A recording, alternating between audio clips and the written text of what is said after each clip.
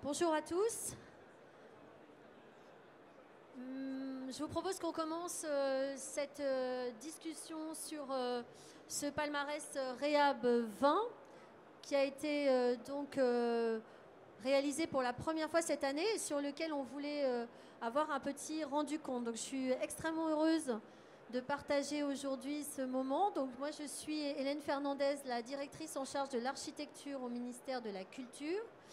Et je suis ici avec Madame Christine Lecomte, qui est présidente de l'Ordre des architectes, et avec Monsieur Terrasse, directeur général adjoint du CEREMA, acronyme de... C'est un centre d'études et d'expertise qui travaille au profit des collectivités territoriales dans 6 domaines d'activité. J'aurai l'occasion d'en reparler tout à l'heure. On laissera Monsieur Terrasse présenter exactement toutes les arcanes du CEREMA. Donc, alors... Pourquoi aujourd'hui la présentation de ce palmarès Réhab 20 ? C'est un travail qui a été réalisé donc conjointement entre le ministère de la Culture et le CEREMA pour promouvoir en fait la création architecturale dans l'acte de la réhabilitation et avec une préoccupation particulière, celle de dire qu'il y avait un ensemble d'édifices qui était en cours de réhabilitation ou sur lequel on faisait beaucoup de propositions de rénovation. Et cet ensemble, c'était des édifices construits après 1945, 1949, 48, enfin bref, après la Deuxième Guerre mondiale. Et qu'on avait finalement une attention un peu distraite, je dirais, à ce qui constitue quand même des œuvres significatives pour l'histoire de l'architecture, en particulier pour l'histoire de l'architecture française, en particulier aussi pour l'histoire de l'architecture publique française, puisque beaucoup de ces édifices ont fait partie de programmes largement financés par l'État. Et c'est vrai que, par exemple, au ministère de la Culture, on a beaucoup l'habitude de s'occuper des bâtiments d'avant 48, qui sont ceux que l'on considère et que l'on nomme le bâti ancien, mais qu'on n'avait pas trouvé encore l'occasion de célébrer la force et l'opportunité que représentaient les édifices de la seconde partie du XXe siècle. Ce constat, il s'était fait aussi parce qu'on a lancé en 2017 un nouveau label qui s'appelle Architecture contemporaine remarquable, qui valorise justement un ensemble d'édifices et d'architecture, mais aussi d'aménagement urbain, qui ont moins de 100 ans, et qui a pris la suite de ce qu'on appelait avant patrimoine du XXe siècle. Forcément, je rappelle quand même que ça fait un quart de siècle que nous sommes dans le XXIe siècle et que désormais, quand même, tout ce qui s'est construit dans les années 50 est quand même franchement très vieux. Donc c'est aussi une façon pour nous, ce palmarès, et j'en suis la première victime, de nous rappeler que le temps passe et que ce que l'on considérait peut-être comme finalement assez récent quand on était jeune est devenu franchement vieux aujourd'hui. Donc tout ça pour... dire comment et pourquoi on a fait ce palmarès. Ce palmarès, on l'a fait aussi avec beaucoup de partenaires et ça, c'était très important pour nous. Un partenaire, évidemment, qui est le CEREMA. Des partenariats aussi nombreux avec des acteurs, évidemment, tels que l'Ordre des architectes, mais aussi d'autres réseaux d'architecture, des écoles d'architecture qui sont les ferments de l'architecture de demain, des associations d'élus, d'architectes. Bon, bref, vous les voyez tous là. En fait, l'idée, c'est aussi de fédérer un collectif et une réflexion autour de ces sujets très singuliers et de la valorisation aussi d'un nouvel acte de construire qui est celui de réhabiliter. Comment on a fait ? Parce que ce que je voudrais aussi raconter, c'est que ce palmarès, c'est une autre méthode. On a l'habitude d'avoir des prix d'architecture, on a l'habitude d'avoir des concours, on a l'habitude d'avoir toutes sortes de choses. Là, on a voulu faire un palmarès, c'est-à-dire d'une certaine façon de mettre en évidence des groupes de réalisation, sans forcément avoir un podium à la façon des Jeux Olympiques, mais plutôt en ayant des portraits des possibles et des portraits aussi des possibles éventuellement inspirants et duplicables. Donc je vous donne là un autre indice de ce qui a constitué les critères du jury. C'était important pour nous de mettre en évidence des choses qui finalement pouvaient être transposées et qui n'étaient pas uniquement des choses complètement exceptionnelles. Donc, on a examiné beaucoup de projets par un processus de double jury, c'est-à-dire un jury d'experts, d'experts au sens technique, et un jury ensuite final. Un double regard qui s'est aussi appuyé, et c'était très important, par des visites de terrain, c'est-à-dire que tous les candidats qui ont été présélectionnés par le jury 1 ont fait l'objet de visites de terrain. On voulait qu'il y ait aussi cette idée que l'architecture, ce n'est pas qu'une somme de performances et de chiffres ou d'images, mais c'est aussi une réalité tangible et matérielle qu'il faut pouvoir appréhender de façon concrète. Ayant fait toutes ces choses, nous avons donc fini par nous mettre d'accord sur 19 projets nominés, parmi lesquels le jury a sélectionné 10 lauréats. Donc ça nous a permis, en fait presque de façon, alors je dirais pas naturelle parce que ça serait quand même très exagéré, mais en tout cas, voilà, presque de façon non construite, en tout cas non voulue, d'avoir des situations aussi qui répondent à l'ensemble de la métropole française, enfin du territoire métropolitain français. J'appelle de mes voeux évidemment que la suite des événements nous permette d'aller vers d'autres territoires de la France dans lesquels sont aussi en jeu les questions de réhabilitation. Mais ça sera pour la prochaine fois. Et donc, nous avons collectionné, à partir des 110 candidatures, ces 19 lauréats et nominés, que je vais maintenant annoncer. C'est bien ça que je dois faire? Alors, vous avez bien compris, 19 moins 10, ça fait 9. Donc, on a un paquet de 19 qui se sont... Excusez-moi, j'essaye de faire un peu de pédagogie parce que ce n'est pas évident dans le brouhaha ambiant.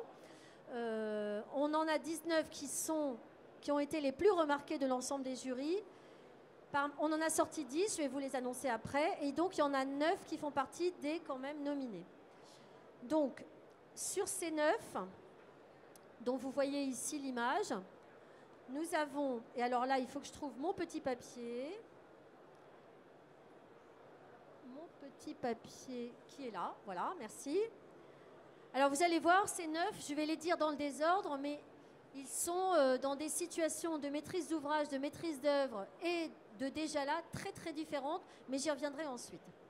Donc nous avons distingué la Cité de l'Étoile, réhabilitation et restructuration de logements à Bobigny, en Seine-Saint-Denis, porté par Emmaüs Habitat et par le groupe d'architecture Ellipse. Nous avons distingué la Tour Beaugrenelle, qui est un ensemble de logements sociaux, porté par Batigère avec l'atelier Teki Architecte en bas. Alors ici, vous avez les images avant, après. Nous avons aussi distingué le groupe, l'école de physique des Ouches, qui est une réhabilitation d'un bâtiment de l'université de Grenoble-Alpes, porté par l'université de Grenoble et par WM Architecte. Le groupe scolaire Les Chênes-Écureuils à Beauzelle, porté par la commune de Beauzelle et C+2B Architecture.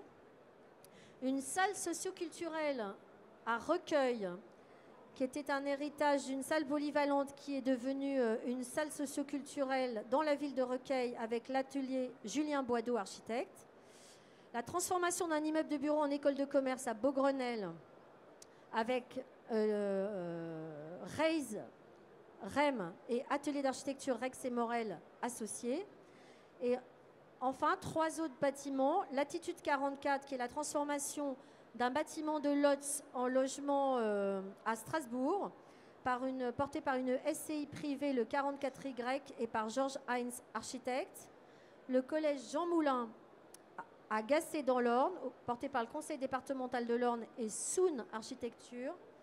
Et enfin, l'EHPAD Sarah Veil-Rénal à Belleville, dans le 20e, à Paris, porté par le Centre d'action sociale de Paris, et l'atelier Cornejo Architecte.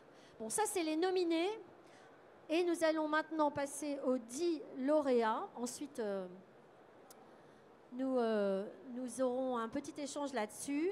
Alors parmi ces 10 lauréats, le jury a souhaité faire des catégories, puisque nous avons thématisé les résultats en mettant en avant le fait qu'on avait des gros immeubles de bureaux, des bâtiments d'éducation, des interventions qui qualifiaient et requalifiaient l'espace public, mais aussi des interventions de beaucoup plus petite échelle. Et notamment, nous avons souhaité distinguer un projet d'habitat privé d'une maison individuelle, parce qu'il nous semble que c'est aussi là le territoire de l'action pour la réhabilitation de demain.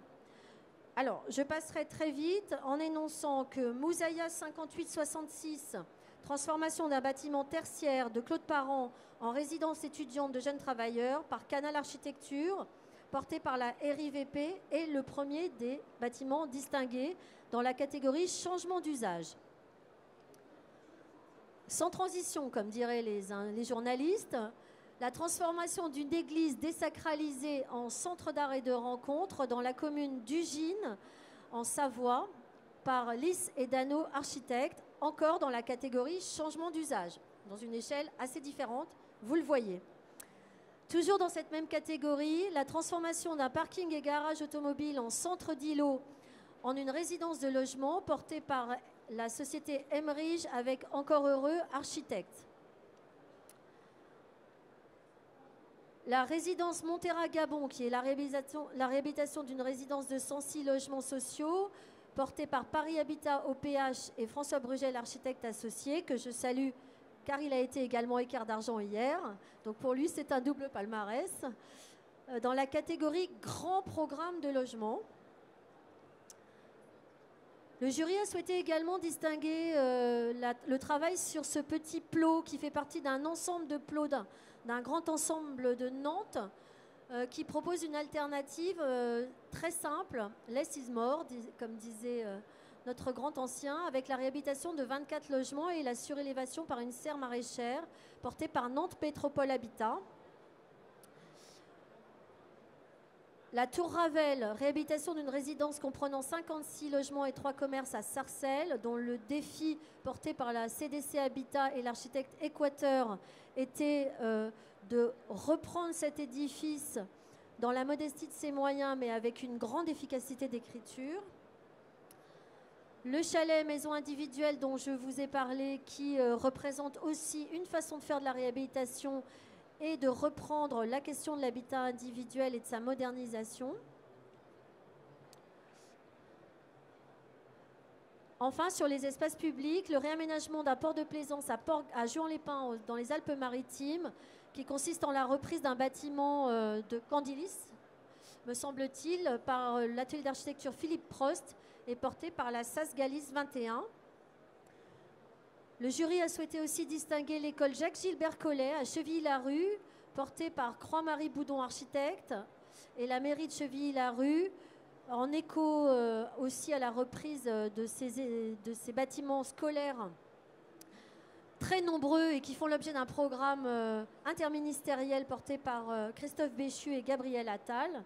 Enfin, le jury a distingué le travail, et je m'en réjouis, je dois le dire, sur l'École nationale supérieure d'architecture de Montpellier, sur une architecture brutaliste reprise dans le cadre de gros travaux de rénovation énergétique portés par Ménial Architecte et Associés et en maîtrise d'ouvrage de l'école. Voilà donc les lauréats de ce palmarès cette année et que nous saluons vraiment très fort. Certains sont ici pour leur travail exemplaire. Peut-être je vais te faire... pardon ? On peut peut-être les applaudir, ceux qui sont là. Je ne sais pas s'ils souhaitent... Oui, il y en a qui sont là, je les ai salués. Et je vais passer la parole à Christine Lecomte, présidente de l'Ordre des architectes, pour réagir un peu sur ce sujet de la question de l'acte d'architecture dans la réhabilitation aujourd'hui et la signification que ça peut prendre pour des professionnels de l'architecture.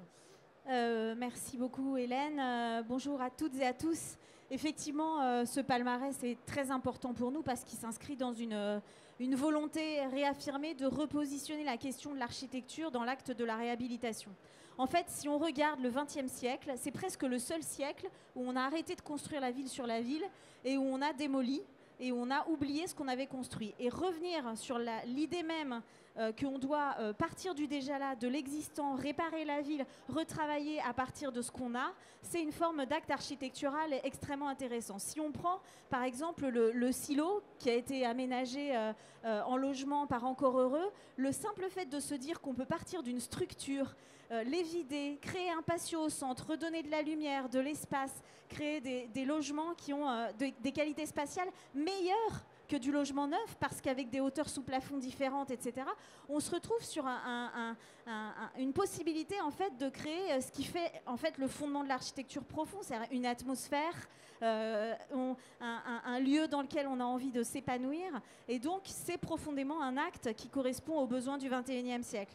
Pourquoi ? Parce que face aux 3 crises du siècle, donc celle du dérèglement climatique, celle de la biodiversité et celle de la ressource, on doit à la fois économiser cette matière, et on sait que dans la réhabilitation, on utilise moins de matière pour construire. On sait que le carbone, il est déjà stocké dans la structure, donc de toute façon, sans démolir et en gardant la structure, on est sur un acte de décarbonation. Et puis la biodiversité, eh bien, c'est naturel. C'est-à-dire si on refait la ville sur la ville, on s'étale moins. Et si on s'étale moins, on ne touche pas au sol. Et donc, on est en train de travailler sur un écosystème par rapport à cette transition écologique. Mais ce n'est pas que ça. C'est que c'est notre héritage bâti et c'est notre héritage social. Et aujourd'hui, ce qui importe dans l'architecture, c'est de favoriser ces continuités.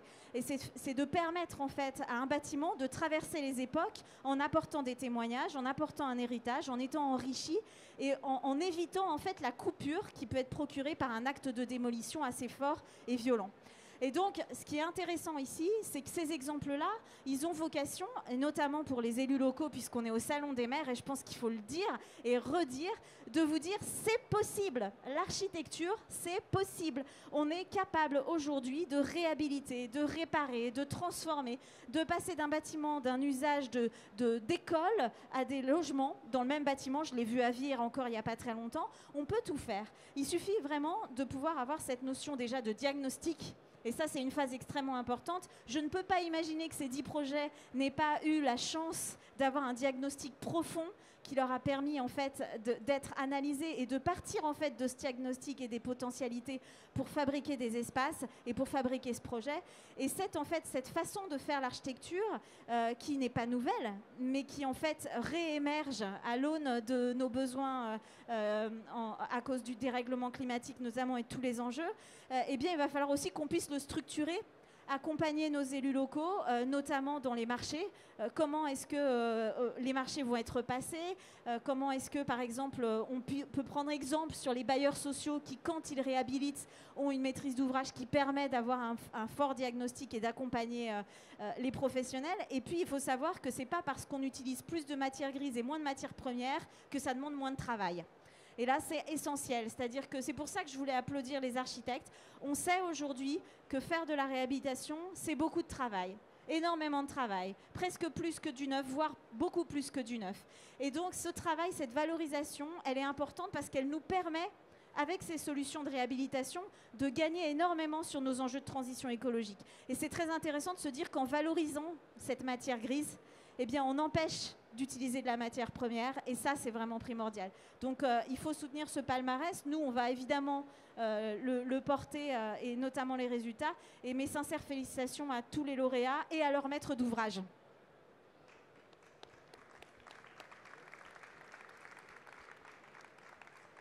Peut-être vous qui accompagnez au quotidien nombre de collectivités, qui êtes établissement public aussi du ministère en charge de la transition écologique et de la cohésion des territoires, qui nous avez aidés dans ce palmarès. Qu'est-ce que vous pouvez aussi nous dire de ce que ça vous apporte et de ce que ça veut dire aussi aujourd'hui en 2023 de valoriser ce type d'intervention?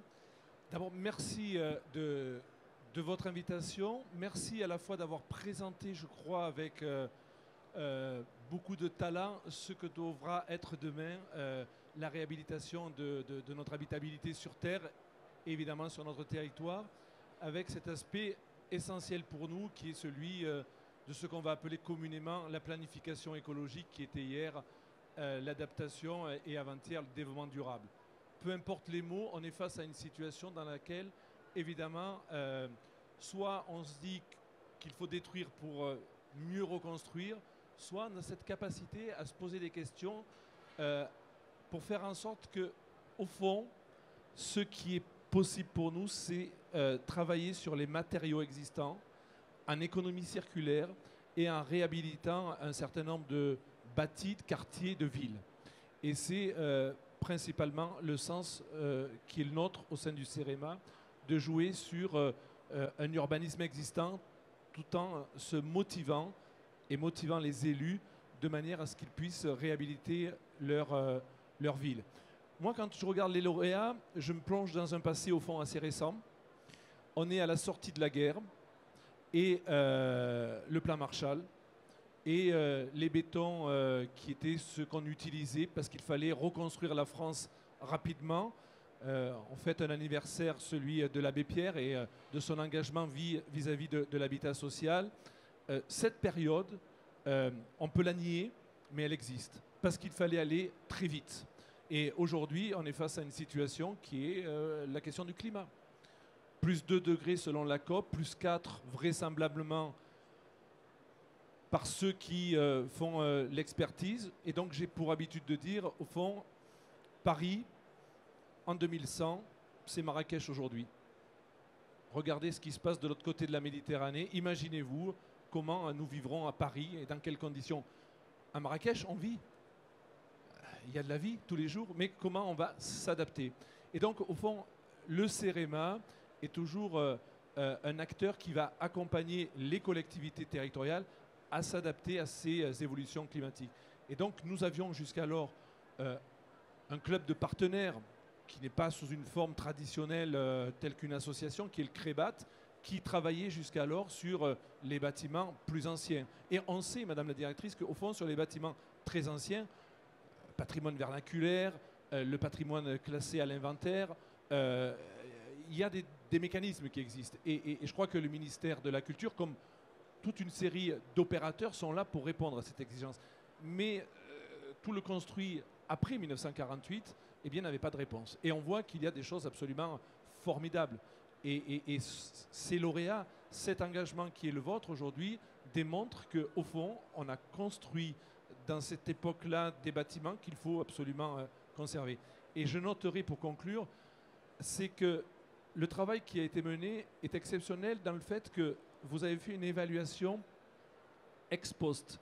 Il est pour habitude, au sein de nos administrations, nous, vous et quelques-uns, à regarder de jolis dossiers. Et on regarde le dossier, on dit il est bien monté. Et les plus malins, les plus habiles savent faire des dossiers. Mais quand on va sur le terrain, ce n'est pas tout à fait ce qu'on voit. Et là, vous avez eu cette intelligence collective de se dire, au fond, on travaille d'une manière multiple, avec des acteurs qui sont identifiés, évidemment, mais en même temps, qui sont dans une sphère différente, mais on va aller voir ce qui se passe sur le terrain. On va regarder et on va noter. Donc voilà, ça n'enlève à rien, évidemment, à celles et ceux qui ne sont pas lauréats et retenus aujourd'hui. J'imagine qu'il y avait des dossiers absolument formidables. C'est le début d'une aventure. Et Madame la Directrice, vous nous avez invité dans vos propos, au fond, à continuer et à s'engager plus fortement. Sachez évidemment que le CEREMA, qui est un organisme public à la fois dépendant du ministère de la Transition écologique, mais public aussi parce qu'il dépend fortement aujourd'hui des collectivités territoriales. Nous avons 800 collectivités adhérentes, l'essentiel des régions et des départements français évidemment. Nous serons présents pour poursuivre ce travail et pour vraiment vous accompagner. C'est le début d'une histoire.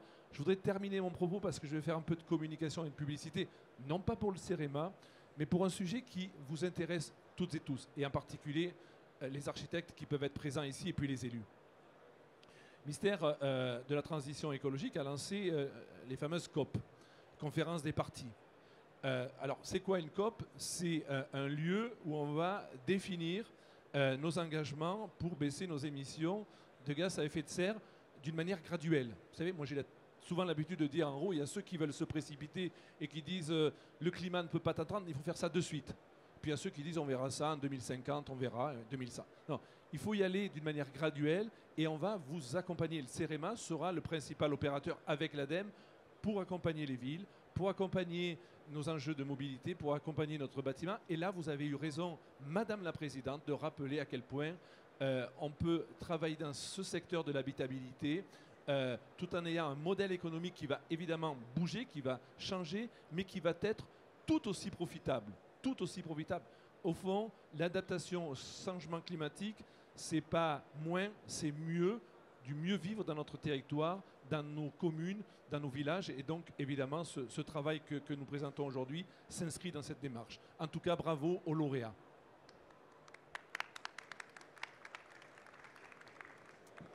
Merci beaucoup. Je n'ai absolument aucune idée du temps. N'est pas non plus l'idée de...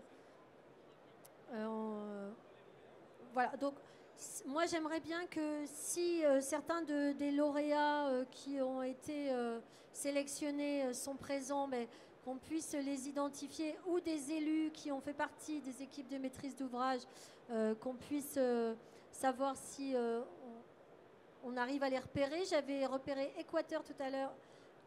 Venez.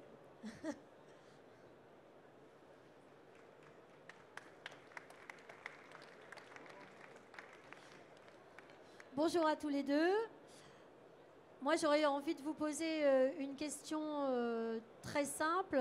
Comment est-ce que vous avez construit justement ce rapport à l'édifice existant et ce lien en fait entre cet héritage, mais aussi la projection vers un futur qui est le vôtre du coup, puisque vous êtes finalement co-signataire d'un édifice avec le premier ou la première qui l'a réalisé, dans un contexte particulier d'aujourd'hui, en 2023, dans des collectivités qui peut-être ont des préoccupations aussi qui sont différentes de celles du premier contexte de la construction. Bonjour à tous, donc, moi je suis Marc Bénard de l'agence Équateur, et donc nous on a fait la tour à Sarcelles qui est en bas du panneau. Donc comment on a travaillé, ce que disait Christine déjà, d'abord des questions de méthode en réhabilitation, on a des méthodes de diagnostic qui nous permettent de bien appréhender sur quel type de bâtiment on intervient. Et dans ce diagnostic, on a forcément des questions de compréhension de comment nos prédécesseurs ont travaillé. À Sarcelles, c'est Henri Labourdette et Boileau, qui sont d'excellents praticiens de cette génération-là, qui est la génération qui a reconstruit la France. Ils vont faire à Sarcelles 1000 logements par an pendant presque 20 ans. Donc c'est des gens qui ont une énorme méthode de travail, une énorme capacité, et qui font des logements d'une qualité absolument remarquable. Ce qui est frappant à Sarcelles, c'est que la perception médiatique des années 60 a été très péjorative. Quand on retourne là-bas aujourd'hui, on est sur d'une part une ville qui vit plutôt bien et sur un ensemble urbain et architectural de qualité exceptionnelle. Donc on s'appuie, nous, sur les qualités des édifices existants et dans ce cas précis, sur une forme d'intelligence constructive d'origine, notamment le fait que Henri Labourdette, quand il construit des tours, il construit des façades légères de type mur rideau. Et donc c'est des façades qu'on a remplacées par des murs en ossature bois, ce qui n'est pas flagrant dans l'architecture, avec donc du carbone qui est embarqué dans la construction et en gardant les habitants à l'intérieur. Les logements sont remarquables. On a à peu près divisé par 3 les consommations énergétiques. Donc c'est des choses qui sont hautement réplicables vers des bâtiments similaires. Merci. Je ne sais pas si on m'entend. Oui. Voilà, comme ça. Voilà. Bon, déjà, merci beaucoup. Je suis très heureux que ce projet ait rencontré un succès. C'est très chouette d'avoir des palmarès où les bâtiments sont visités. Je pense qu'en effet, c'est essentiel. Et c'est très rare. Évidemment, c'est très complexe à organiser. Et le fait de pouvoir accueillir les équipes du CEREMA, notamment lors des visites, a été très enrichissant. Je pense très enrichissant pour les villes également. C'est-à-dire que ça a donné aussi l'occasion de relecture du projet quelques temps plus tard. On est sur des projets qui sont déclenchés pour des questions énergétiques. Donc on a eu la chance que la ville de Cheville-Larue ait commencé le travail largement avant nous. C'est-à-dire par un audit, par une compréhension de leur bâtiment, une interrogation des usagers, qui nous a aidé en fait à fonder ce travail. Alors, vous avez peut-être remarqué, le bâtiment sur lequel on a travaillé, c'est l'école de Cheville-Larue. Et c'est un gamin en fait dans la sélection, puisque c'est un bâtiment des années 90. Mais les années 90 sont déjà loin, elles aussi. Et en fait, ça a été très intéressant pour nous de questionner la valeur architecturale de ces bâtiments par le prisme de la réhabilitation thermique. Donc nous, pour le coup, ce n'était pas tellement une question structurelle qui était très intéressante sur ce projet. C'était un projet qui était très complexe, avec une tonne de matériaux, comme on savait les accumuler dans les années 90, du bois, du béton, de la terre cuite, enfin plein de choses. Par contre, une qualité d'usage extrêmement forte qui était peu identifiée, très appréciée par les utilisateurs, C'est une école composée en pavillon, avec une cheminée, avec un bassin autour des éléments, enfin quelque chose de vraiment très intéressant, des binômes de classe. Et du coup, il s'agissait en fait de reconcevoir l'enveloppe de ce bâtiment tout en valorisant ses usages existants et en créant de nouveaux. Et donc, le dispositif qui est assez radical qu'on a mis en place pour un budget extrêmement réduit visait à valoriser cette qualité d'usage, l'améliorer et l'emmener vers ailleurs. Et donc, les visites qu'on a faites avec le CEREMA nous ont permis de mesurer le cheminement des usagers, puisqu'on a eu la chance d'avoir des usagers qui étaient là depuis 10 ans avant l'école, et qui du coup ont pu parler de ce que ça veut dire de travailler à 35 degrés l'été et de travailler à 22 degrés l'été. Et du coup, c'est extrêmement valorisant à la fois pour les équipes pédagogiques, pour les équipes aussi de la ville qui sont extrêmement engagées dans ces travaux, et évidemment pour toutes nos équipes d'architectes qui intervenons sur ce type de sujet et qui contribuons à faire reconnaître des bâtiments d'un patrimoine récent. Merci beaucoup. Je pense qu'effectivement, on peut encore les applaudir. On mesure aussi dans ce qui est dit là l'importance de la question culturelle, technique, mais aussi de la question des usages. On mesure aussi, et ça a été l'objet de discussion dans le jury, l'importance de l'impact coût. L'ensemble de ces projets sont à des coûts très différents, mais pas tous à des coûts très élevés, puisqu'aujourd'hui, le bilan global permet aussi d'approcher d'une nouvelle façon la question de la réhabilitation et de sortir de l'idée préconçue d'une réhabilitation qui serait plus chère que la construction neuve. Donc ça servira aussi, le retour d'expérience sur ce palmarès, à démonter un certain nombre de représentations qu'on peut avoir sur l'acte de reprise des édifices et notamment des actes sur la question du coût. Peut-être s'il y a des questions dans la salle, on peut ouvrir un moment si vous le souhaitez. Peut-être questions au maître d'œuvre, c'est comme ça qu'on dit. Non, j'en vois pas. Au maître d'ouvrage, si jamais il y en avait, j'en vois pas non plus. Peut-être du coup, est-ce que vous souhaitez rajouter quelque chose l'un ou l'autre ? Mais si vous le permettez, pour terminer, je voudrais faire venir notre chef de projet qui est juste là, ou l'un ou l'autre, et qui nous dise comment justement il a vécu cette relation avec les opérateurs. En quoi le CEREMA, au fond, dans une perspective de continuation, peut vous accompagner. Je ne sais pas lequel des deux veut prendre la parole. En tout cas, ils ont fait un travail remarquable. Ce n'est pas moi qui ai fait le travail, vous savez. Merci, donc Andrés Litvak, donc du CEREMA. Chef de projet, je bois du petit lait par rapport à ce que vous venez de dire sur le fait que les équipes qui sont venues visiter, la valeur ajoutée qu'a eu le travail de nos équipes. On a systématisé donc sur des visites par rapport à une grille de critères qui était assez exhaustive. Et l'idée, c'est de mettre en évidence les complémentarités qu'il y a entre l'approche architecturale. On avait dans l'équipe des architectes, on avait dans l'équipe des ingénieurs. Notre travail, c'est de travailler sur la transition écologique et de prendre en compte toutes ces dimensions de changement climatique et donc plutôt technique. Mais ce qu'on veut, c'est une approche responsable. Et donc, on a voulu avoir une analyse équilibrée entre l'approche architecturale et l'approche technique. Et en fait, la valeur que vous donnez à ces bâtiments, c'est une valeur d'usage.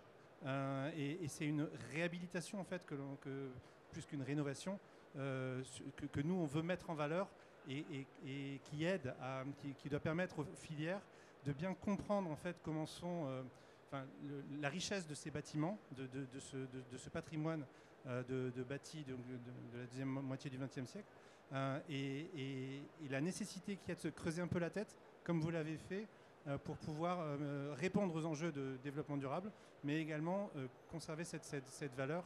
Et c'est là l'enjeu, et nous, on se félicite d'être dans ce travail-là.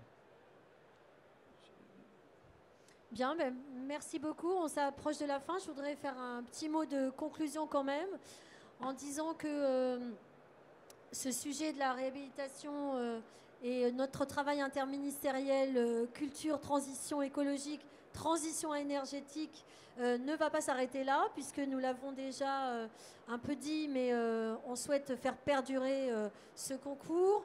On souhaite aussi, dans le cadre d'autres dispositifs, tels que par exemple celui qui va être annoncé jeudi dans 2 jours là, par le PUCA, le plan urbanisme, construction, architecture. On travaille sur des projets expérimentaux, de l'expérimentation in vivo, c'est-à-dire de la recherche-action sur des bâtiments. Donc on va aussi porter en interministériel avec le PUCA une nouvelle expérimentation sur des bâtiments labellisés architecture contemporaine remarquable et appartenant donc à cette génération des bâtiments de l'après-guerre. Nous allons aussi travailler à mieux valoriser l'acte d'architecture et, je le dis très simplement, la présence des architectes aussi, parce que c'est une valeur ajoutée, je crois que ça a été dit par tous, dans ces actes de construire, une valeur ajoutée sur la qualité architecturale bien sûr, mais aussi sur la compréhension de l'existant, sur le dialogue avec l'État, enfin les parties prenantes, mais sur aussi l'innovation et la capacité d'inventer à partir d'une structure et en la respectant son avenir. Nous allons aussi poursuivre avec les écoles d'architecture et les étudiants en architecture, puisque j'ai la chance aussi de m'occuper des 20 écoles nationales d'architecture et promouvoir au sein de ces écoles cette formation à la réhabilitation, car c'est aussi un savoir-faire. On ne s'improvise pas réhabilitateur de bâtiments. Ça a été bien décrit par nos confrères ici. Il y a de la connaissance historique, il y a de la connaissance technique, il y a des équipes spécifiques à mettre en place. Donc ça s'apprend aussi. Et il faut qu'on apprenne ça aussi dans les écoles d'architecture, en lien avec la question très importante de la transition écologique, qui est aujourd'hui effectivement aussi le primat de l'objectif des écoles d'architecture. Voilà, donc une poursuite donc, dès l'année prochaine sur plusieurs champs pour mettre au cœur du travail sur la question de l'architecture comme nouvelle culture et nouvel art de bâtir, la question de la réhabilitation de l'existant. Merci beaucoup. Très bonne journée.